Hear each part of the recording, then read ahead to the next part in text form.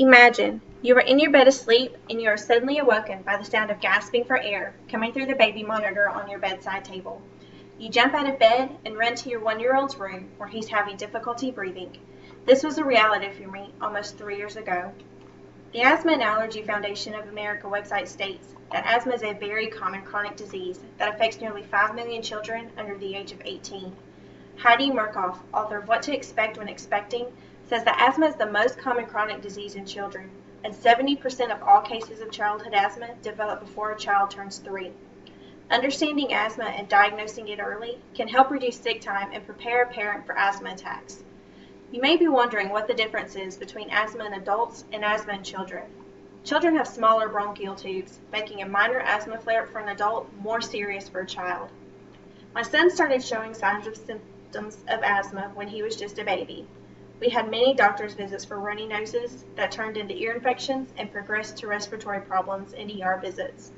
My son wasn't diagnosed with asthma until he was almost 3. He is now almost 4 years old, and we manage his asthma with day-to-day treatment. Today I will tell you first about the symptoms of asthma, second, about the causes of asthma flare-ups, and third, about treating asthma in children. I will begin by telling you about the symptoms of asthma in children. According to a post on the Mayo Clinic's website, asthma signs and symptoms vary from child to child and may get worse or better over time.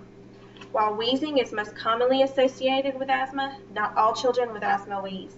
Your child may only have one sign or symptom, such as lingering cough or chest congestion. Asthma symptoms can be severe. A severe symptom can include shortness of breath. Any issues that affect breathing in a child should be immediately discussed with a doctor. The Mayo Clinic's website notes that if you notice repeated episodes of suspected bronchitis or pneumonia, you should contact a doctor. Next, let's talk about what can cause an asthma flare-up. A post on the Kids Health website states that asthma flare-ups often seem to happen without warning, but they usually develop over time during a complicated process of increasing airway blockage. Some causes for flare-ups include exercising, allergies, and weather changes. Exercising or physical activity can cause an asthma flare-up. When a child with asthma plays sports, the physical activity can cause an asthma flare-up by irritating the lungs and making it difficult to breathe. A child can also have a flare-up just by playing outside, especially if the air is cold. Allergies can cause asthma flare-ups. Allergies are a common trigger for asthma because allergens irritate the tissue inside the bronchi and bronchioles, which is noted on the Asthma and Allergy Foundation of America website. Allergies can also cause excess mucus that causes congestion and blocks airways. In his February 14th post on the Mayo Clinic website, Dr. James Lee said that each child may have a different set of asthma triggers, so it's important to know what your child is susceptible to. Consider getting an allergy skin test, which can pinpoint specific allergy triggers.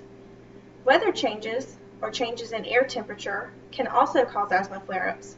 When the weather changes suddenly from very hot to very cold, it can cause airways to constrict, making it difficult to breathe. Constant cold air can cause a runny nose and cough, which can trigger an asthma flare-up. Finally, let's discuss ways to treat asthma. The Mayo Clinic's website lists many medications and ways to treat asthma.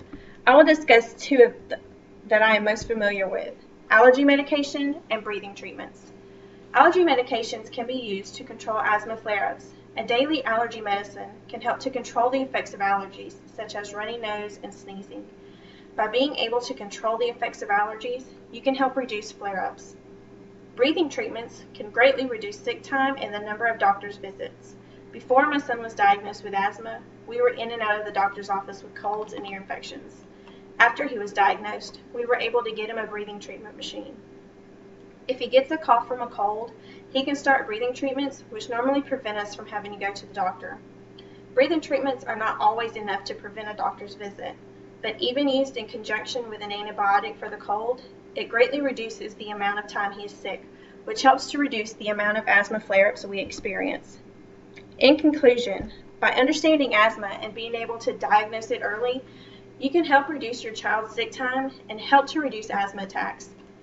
You now know the symptoms of asthma in children, what causes asthma flare-ups, and ways to treat asthma in children.